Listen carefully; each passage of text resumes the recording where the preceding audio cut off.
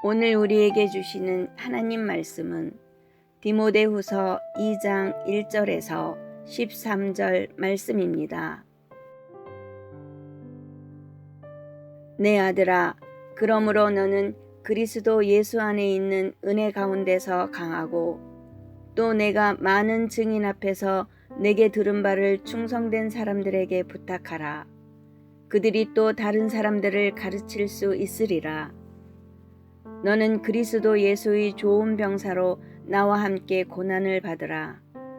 병사로 복무하는 자는 자기 생활에 얽매이는 자가 하나도 없나니 이는 병사로 모집한 자를 기쁘게 하려 함이라.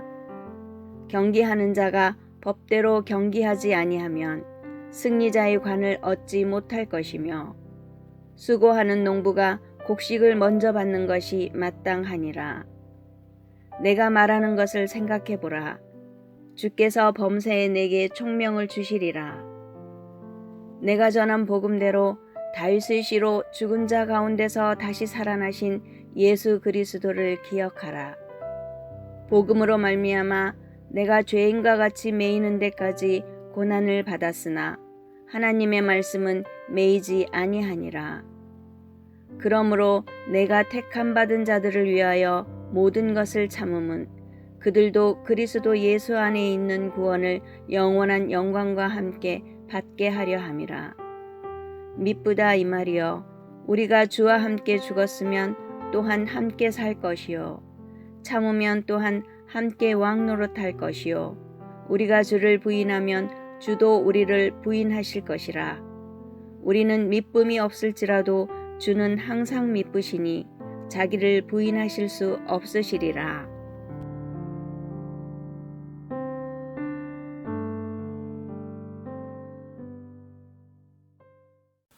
복음과 고난의 관계는 기독교 핵심 가운데 하나라고 말할 수 있습니다.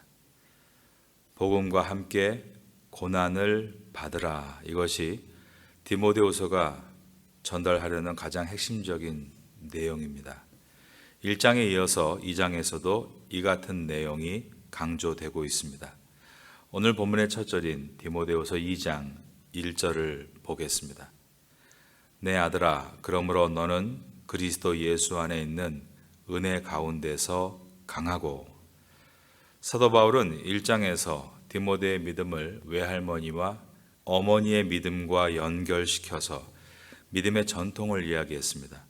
그리고 디모데 안에 있는 은사가 다시 부릴 듯 하기를 바란다라고 했습니다.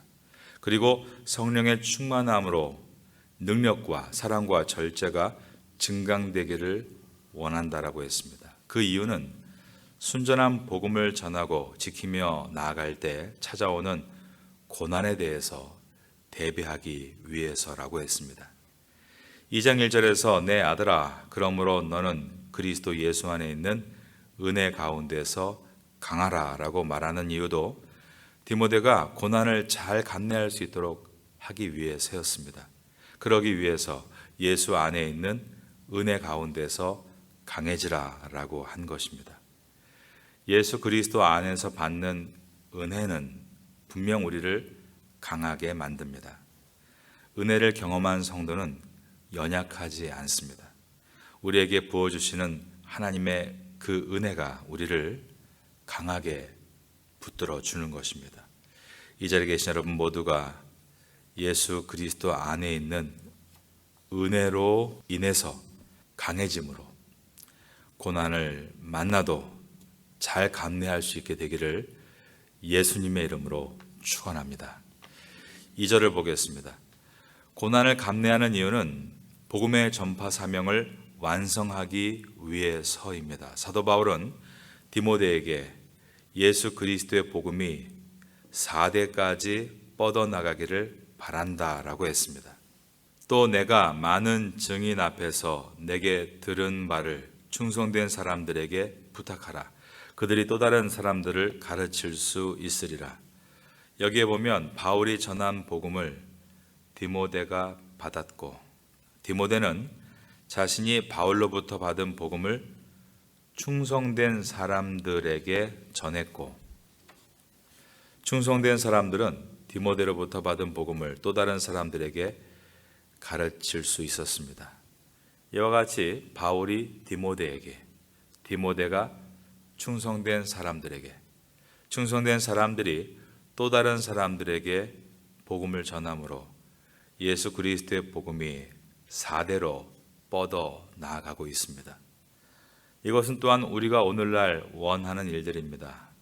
저희 교회의 성도님들이 또 그만큼 우리 교민들에게 복음을 전하고 또 그분들이 그만큼 다른 이들에게 복음을 전한다면 교민사회는 모든 사람들이 예수 그리스도를 믿는 제자가 될 수 있습니다. 그런데 많은 영혼이 구원을 얻는 숫자적인 상승도 중요하지만 그보다 더 중요한 것은 순전한 복음을 전하는 것에 있습니다. 순전한 복음이란 예수 믿으면 복 받는다는 세속적인 복음과는 반대적인 개념입니다. 오늘 바울의 주제는 복음과 고난인 것입니다. 순전한 복음은 예수 그리스도를 따르기 위해 고난을 마다하지 않는 믿음을 말합니다. 1장에서 이미 언급한 대로 앞에서 주도적으로 일하던 부겔로와 허모게네 같은 사람들이 예수 그리스도를 떠나고 복음을 버렸습니다. 그들은 예수 그리스도를 따르기 위해서 고난도 마다하지 않겠다는 순전한 믿음을 소유하지 않았기 때문이었습니다. 그런데 오네시보로 같은 사람은 고난 가운데서도 말씀의 자리로 부지런히 찾아와 복음을 듣고 배움으로 계속 이 복음을 그 다음 세대에 전할 수 있었습니다. 그러므로 복음은 숫자적으로 큰 것이 중요한 것이 아니라 소수여도 순전한 복음으로 준비되는 것이 중요합니다. 그러므로 사도 바울은 디모데에게 이 복음을 충성된 사람에게 가르치라라고 했습니다. 충성은 시간이 필요합니다. 충성은 그리스도의 깊은 은혜를 경험할 때만이 나타나는 성품이기 때문입니다. 사도 바울은 사람에게 충성하는 그렇게 기질적으로 예스맨이 아니라 예수 그리스도께 충성하는 믿음의 사람을 디모데가 준비시키기를 바란다고 한 것입니다. 바울이 디모데를 준비시켰던 것과도 같습니다. 저는 하나님께서 우리 파테아 선교교회에 저희들을 불러주시고 지금도 하나님의 말씀과 성령으로 인도하시는 것을 생각할 때마다 우리 또한 오늘 본문과 같이 준비된 사람들이 되어야겠다라는 생각을 늘 하게 됩니다. 말씀과 기도로 잘 준비되는, 그래서 어디서든지 신앙의 기본이 든든한 사람으로 설 수 있다면 우리 교회는 이 지역에 복이 되고 또 우리 개인은 우리 가정과 우리 이웃에게 순전한 복음을 전하는 통로가 될 수 있을 것입니다. 이러한 은혜가 우리 모두에게 있기를 바라겠습니다. 사도 바울은 앞으로 있을 고난에 대비하라, 수동적인 태도가 아니라 그 고난에 참여하라, 적극적인 태도를 취하라고 말합니다. 3절입니다. 너는 그리스도 예수의 좋은 병사로 저를 따라하겠습니다. 나와 함께 고난을 받으라. 고난을 받다, 헬라어로 카코파세오라는 이 동사는 악을 견디다라는 뜻을 가지고 있습니다. 좋지 않은 조건과 상황들 속에 들어가서 견디어내라라는 뜻입니다. 코로나의 상황을 거치면서 병이 창궐하지 않도록 피하는 것은 잘한 일이지만 신앙생활의 나태함이 창궐한 것을 막지 못하고 있는 것은 참으로 안타까운 일입니다. 고난을 피하기 위해 신앙생활을 접으려 하지 말고 고난 속에서 신앙으로 일어서겠다는 결단을 해야 합니다. 사도 바울은 디모데가 그러한 자세를 가다듬기를 바라는 마음으로 세 가지의 비유를 듭니다. 첫째는 우리는 그리스도의 병사라고 했습니다. 4절입니다. 병사로 복무하는 자는 자기 생활에 얽매이는 자가 하나도 없나니 이는 병사로 모집한 자를 기쁘게 하려 함이라. 여기에 나오는 자기 생활이란 자기의 상황과 처지를 말하는 것입니다. 사람마다 개인의 상황과 처지가 있습니다. 교회에서 그것을 얘기하면서 직분을 내려놓는 사람이 있고 관계를 내려놓는 사람도 있고 심지어 주일 예배를 드리지 않는 사람도 있습니다. 이것에 대해서 같은 사람으로서 뭐라고 책망하기가 무척 어렵습니다. 각자의 사정이 있기 때문입니다. 그러나 중요한 것은 우리 각자가 그리스도의 군사인 것을 잊지 말아야 한다는 것입니다. 군사는 자기의 사적인 것에 매여 있는 자가 아니라고 했습니다. 자기를 모집한 사령관의 뜻을 따름으로 사령관을 기쁘게 하는 자라라고 했습니다. 우리는 우리의 사령관이신 예수 그리스도께 부름받은 군사로서 그분의 뜻을 따름으로 그분을 기쁘게 하는 그리스도의 군사임을 잊지 말아야 하는 것입니다. 교회에서 상처를 받았다, 누구와의 관계가 어렵다, 여러 사정을 이야기하면서 교회에 나와 예배드리지 않는 사람들이 있습니다. 각자의 입장과 처지가 있습니다. 그러나 그 모든 것을 뛰어넘어야 하는 이유는 나는 그리스도의 군사로 부름받은 사람이기 때문입니다. 사도 바울은 복음과 고난의 관계에 대해서 비유로 설명하면서 두 번째로 우리는 법대로 경주해야 하는 경주자들이다 라고 했습니다. 5절입니다.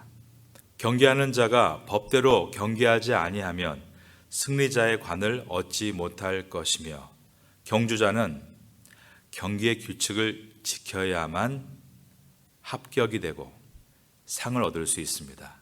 아무리 잘 뛰고 아무리 잘 던지고 아무리 싸움을 잘해도 경기의 규칙을 어기면 불합격이 되고 상을 얻지 못합니다. 이것은 첫 번째 비유에서 군인이 사령관의 명령에 복종하지 않고 자기 생활에 얽매여서 자기 입장과 사정을 따라 가버리면 탈영병이 되는 것 같이 선수가 힘들다고 트랙을 거꾸로 돌아서 1등의 자리에 서려 하거나 가로질러서 남보다 쉽게 결승선에 도달하려 한다면 실격이 된다는 말입니다. 사도 바울은 복음과 고난에 대해서 세 번째 비유로 농부의 예를 들면서 이 두 가지를 합쳐서 요행을 바라지 말아라. 농사만큼 정직한 것이 없듯이 하나님의 군사와 하나님의 선수는 꾸준하게 고난의 텃밭을 일궈 나갈 때 열매를 얻는 것이다. 6절입니다. 수고하는 농부가 곡식을 먼저 받는 것이 마땅하니라. 열매들 가운데 가장 좋은 것을 받는다라는 뜻입니다. 여러분, 추수의 열매란 그 모양과 맛이 다 다르죠. 고난을 감내하며 통과해 나갈 때에 하나님은 가장 좋은 열매를 주십니다.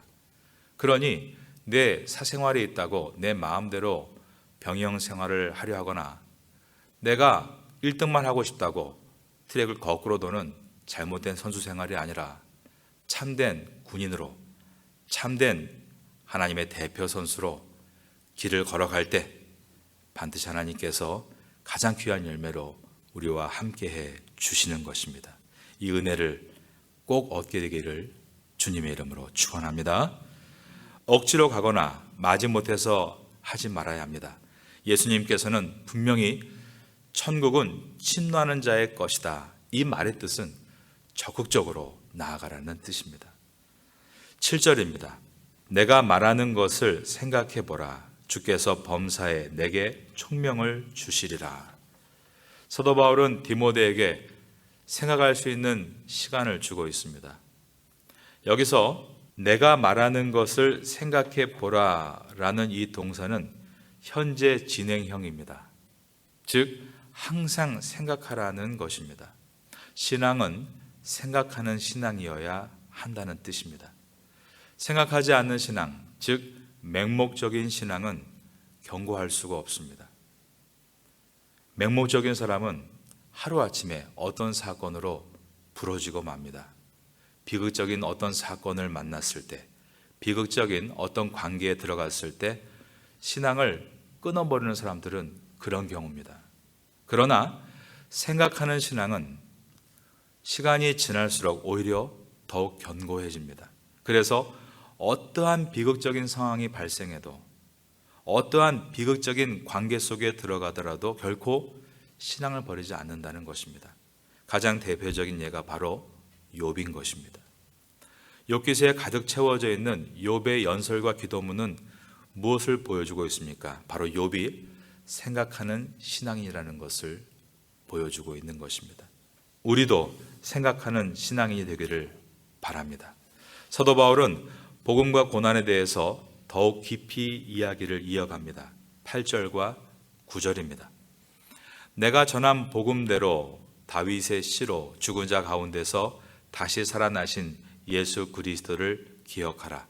복음으로 말미암아 내가 죄인과 같이 매이는 데까지 고난을 받았으나 하나님의 말씀은 매이지 아니하니라. 바울은 예수 그리스도의 십자가와 부활에 대한 순전한 복음을 지키고 전한 것 때문에 지금 죄수의 신분으로 감옥에 매여 있습니다. 그러나 그는 고백합니다. 하나님의 말씀은 매이지 않았고 오히려 바울이 복음을 위해 고난을 당하고 있는 것이 하나님의 말씀이 더욱 확장되게 만들고 있다라고 말했습니다. 사도 바울은 어떤 중요한 비밀 하나를 지금 깨달아가고 있었습니다. 이 모든 비밀은 그의 스승인 예수님께로부터 배운 것이었습니다. 그것은 바로 예수님이 십자가에 매여 계실 때, 그 고난을 지나실 때 오히려 그분의 말씀은 확장되었다라는 사실이었습니다. 그 복음으로 사람이 변화되어 갔는데 가장 큰 수혜자는 자기 자신이었다는 것입니다. 그러므로 사도 바울은 자신도 타인들이 나와 같은 수혜를 얻기 위해서 나는 이 고난을 마다하지 않겠다라고 말합니다. 10절입니다. 그러므로 내가 택함받은 자들을 위하여 모든 것을 참음은 그들도 그리스도 예수 안에 있는 구원을 영원한 영광과 함께 받게 하려 함이라. 그러면서 더욱 비장한 고백을 하게 되는데 자신도 자신의 스승인 예수님과 같이 복음을 위해서라면 죽음도 감내하겠다라고 말합니다. 11절입니다. mit보다 이 말이요 우리가 주와 함께 죽었으면 또한 함께 살 것이요. 그러면서 복음을 위해서 참으면 주님이 왕 같은 면류관을 주실 것이라고 했고, 그러나 복음을 위해 참지 않고 부인하면 주님도 우리를 부인하실 것이다 라고 했습니다. 12절입니다. 참으면 또한 함께 왕노릇 할 것이요 우리가 주를 부인하면 주도 우리를 부인하실 것이라. 마지막 절인 13절입니다. 우리는 미쁨이 없을지라도 주는 항상 미쁘시니 자기를 부인하실 수 없으시리라. 13절은 if 가정문입니다. 만일 우리는 미쁨이 없을지라도, 만약에 우리가 신실함이 없을지라도 라는 뜻입니다. 그러나 주는 항상 신실하시니라는 것입니다. 그러므로 자기를 부인하실 수 없음이니라 라고 했습니다. 그러면 여러분 13절은 무슨 뜻을 말하고 있는 것입니까? 복음으로 인해 당하는 고난을 싫다고 거절하고 복음을 버리는 자, 즉 불신자들에게는 하나님이 반드시 심판하신다라는 뜻입니다. 예수님은 마태복음 22장 13절 이하에서 그러한 자들에 대해서 다음과 같이 말씀하셨습니다. 그 손발을 묶고 바깥 어두운 데에 내 던지라. 거기서 슬피 울며 이를 갈게 되리라 하니라. 청함을 받은 자는 많되 택함을 입은 자는 적으니라. 그러므로 성도는 고난을 참는 훈련을 잘 이어가야 합니다. 지금 이 세상은 힘들다고 아우성입니다. 뉴스 한 줄 때문에 사람들의 마음이 올라갔다 내려갔다 롤러코스터를 타고 있습니다. 그러나 성경의 말씀은 이것은 단지 재난의 시작이다라고 말씀하고 있습니다. 고난이 힘들다고 복음을 버리면 주님은 우리를 도와주실 수가 없습니다. 그러나 고난이 힘들어도 복음을 지키겠다라고 다짐하면 주님께서 도와주십니다. 예수님께서는 세상에서는 너희가 환난을 당하나 담대하라 라고 하시면서 볼지어다 내가 세상 끝날까지 항상 함께 하시겠다라고 약속하셨습니다. 이것은 바로 복음과 고난의 관계를 보여주는 말씀입니다. 바울은 믿음의 아들 디모데에게 복음을 위해 당하는 고난을 감내하고 이겨나가라고 권면했습니다. 여러분들도 지금 있는 고난을 잘 감내하면서 지금 품고 있는 이 복음을 잘 지켜 나아가심으로 그리스도의 좋은 군사로 그리고 뛰어난 선수로 또한 좋은 열매를 추수하는 농부로 주 앞에 서시기를 예수님의 이름으로 축원합니다.